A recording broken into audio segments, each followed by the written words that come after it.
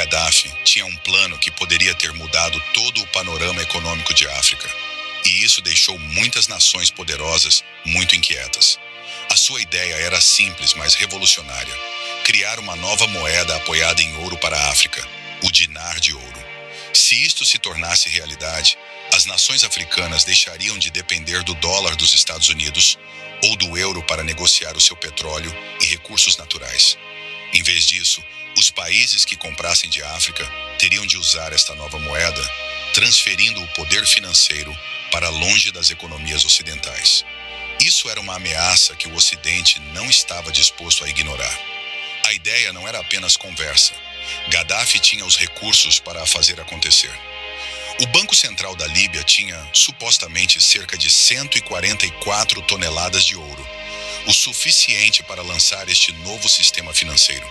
Ele acreditava que, uma vez que o dinar de ouro se estabelecesse, não só as nações africanas, mas também muitos países muçulmanos o seguiriam. Isso enfraqueceria o controle das potências ocidentais sobre as economias africanas e, na prática, acabaria com a influência colonial moderna. Esta não foi a primeira vez que um líder desafiou o sistema financeiro global e sofreu graves consequências. Saddam Hussein, o ex-presidente do Iraque, tomou uma decisão semelhante quando decidiu vender petróleo em euros em vez de dólares dos Estados Unidos. Essa decisão colocou-o em confronto com os Estados Unidos, que a viram como um ataque direto à sua dominação econômica. Muitos acreditam que essa foi uma das razões para a sua remoção do poder. Uma mudança como essa poderia ter desencadeado um novo tipo de conflito financeiro, uma guerra de moedas. Ao longo da história, as nações lutaram não só com armas, mas também com dinheiro, usando a manipulação do comércio e das moedas como ferramentas para manter o controle.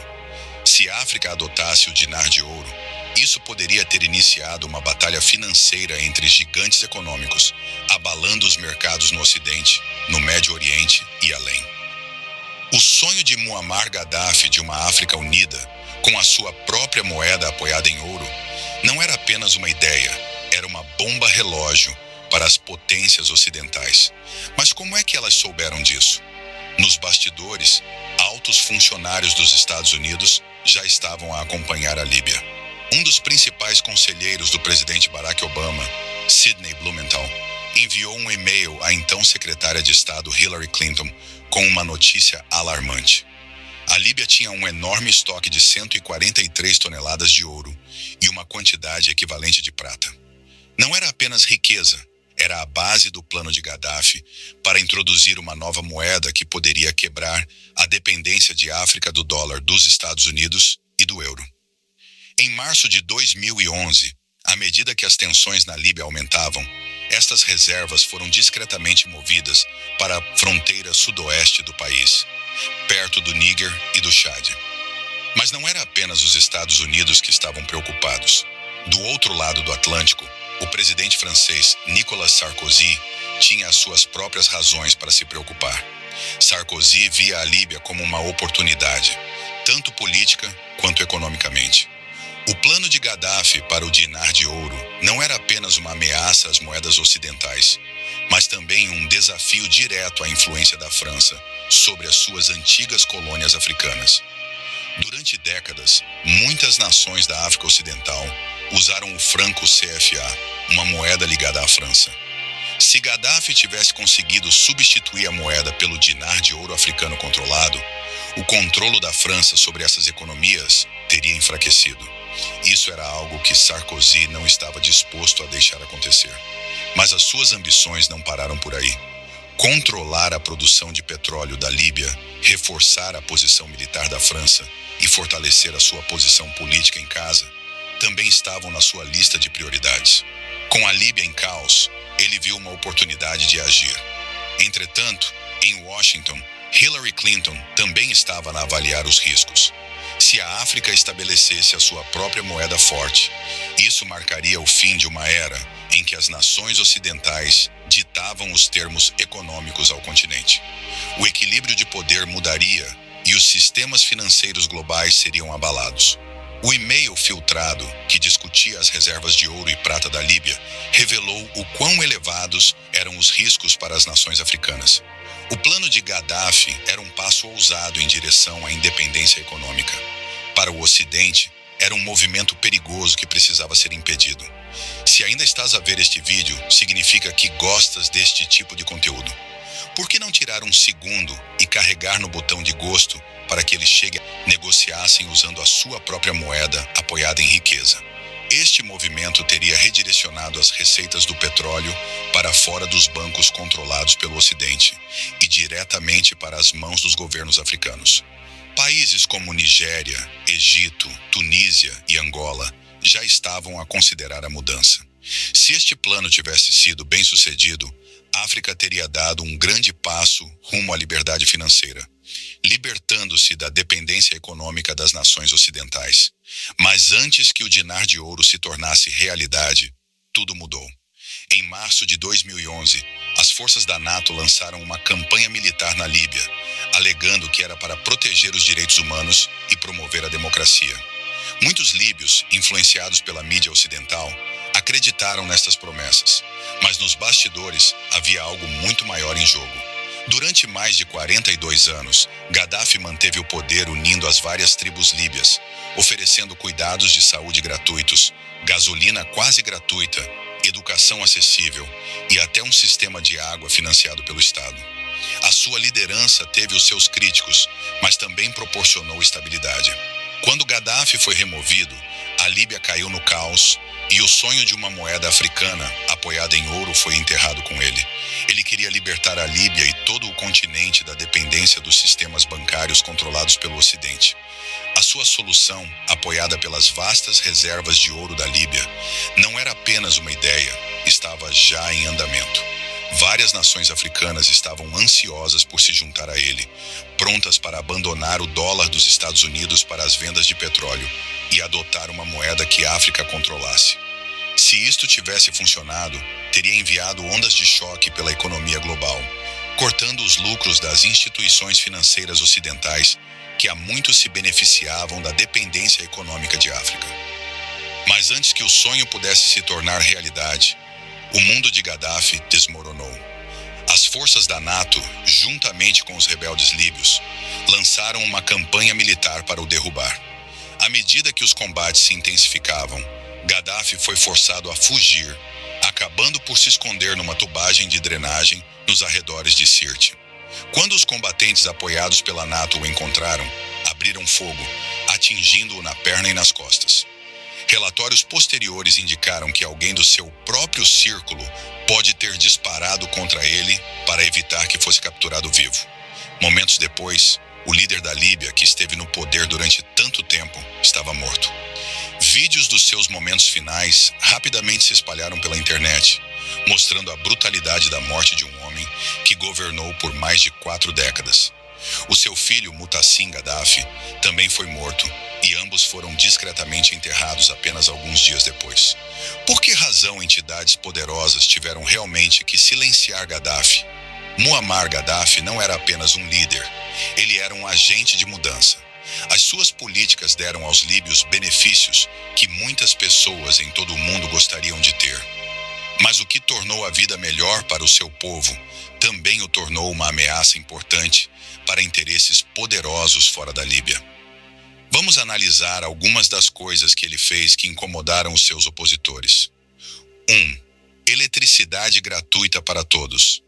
Imagine nunca ter que pagar uma fatura de eletricidade. Sob Gaddafi, a energia era gratuita para todos os cidadãos líbios.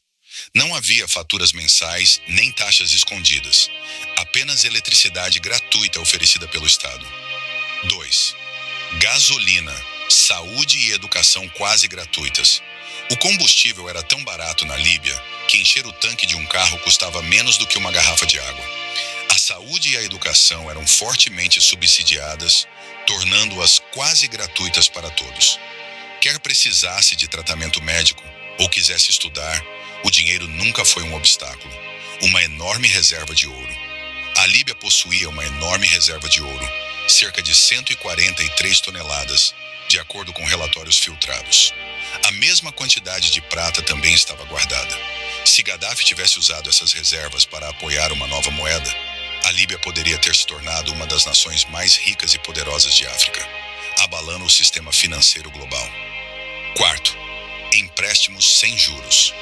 Os bancos líbios operavam sob um sistema único. Os empréstimos eram concedidos a 0% de juros por lei. As pessoas podiam pedir dinheiro emprestado sem se preocupar em pagar a mais, o que tornava a posse de casa e o crescimento empresarial muito mais fáceis. Quinta, habitação como um direito básico. Gaddafi acreditava que todo líbio merecia uma casa. Ele até prometeu que não se mudaria para a sua própria casa, até que cada cidadão tivesse a sua primeira. Possuir uma casa não era visto como um luxo, mas como um direito básico. 6. Apoio do governo para recém-casados. Começar uma família na Líbia vinha com benefícios do governo. Os casais recém-casados recebiam apoio financeiro para ajudá-los a construir uma casa e a começar a sua nova vida. Essas políticas tornaram a vida confortável para os líbios, mas também colocaram Gaddafi em rota de colisão com poderosas forças globais que não queriam ver uma Líbia independente a crescer. Muammar Gaddafi não era apenas um líder, ele era um homem com grandes ideias. Ideias que faziam algumas pessoas amá-lo e outras vê-lo como um problema sério. A sua visão para a Líbia e para a África não agradava às forças poderosas, tanto dentro como fora do seu país. Mas o que exatamente o tornou um alvo? Um dos projetos mais ambiciosos de Gaddafi foi o Grande Rio Artificial, um enorme sistema de irrigação concebido para levar água fresca de aquíferos subterrâneos até as cidades e campos da Líbia. Isso não era uma tarefa pequena. Era o maior projeto de irrigação do mundo, totalmente financiado pela Líbia. Sem empréstimos do FMI, sem ajuda externa, apenas a Líbia a investir no seu próprio futuro. Mas quando as forças da NATO lançaram a sua campanha militar, não atacaram apenas Gaddafi. Bombardearam deliberadamente o sistema de irrigação, juntamente com a fábrica que produzia os tubos para ele. A destruição deixou milhões de líbios sem acesso à água potável. Se o objetivo era libertar o povo líbio, por que retirar-lhes a água? A influência de Gaddafi não se limitava à Líbia. A sua proposta para uma moeda africana nova tinha o potencial de abalar a economia global, reduzindo a dependência de África das instituições financeiras ocidentais.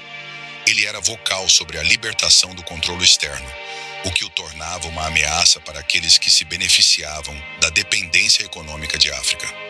Apesar das suas falhas, muitos líbios e africanos viam Gaddafi como um líder que genuinamente queria que o seu povo prosperasse. Ele frequentemente aparecia na televisão, respondendo a perguntas diretamente do público.